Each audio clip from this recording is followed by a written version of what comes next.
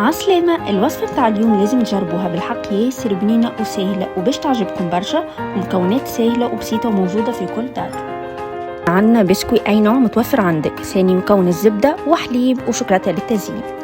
نتراو لهنا البسكوي رحيته وزدت عليه ما يقارب 3 مغارف زبدة ذايبة، وبعد نبداو نزيدو في الحليب لين تتلم العجينة متاعي بشوية بشوية. هنا كما تشوفوا نجيبوا ورقه كويسون والا ساشي بلاستيك نظيف، كان مش متوفر عندك الكويسون نحطوا فيها العجين ونشكلوه بالطريقه هذه كما شفتوا. نقصها طرونشات ونغمسوها في الشوكولاته اللي عندنا.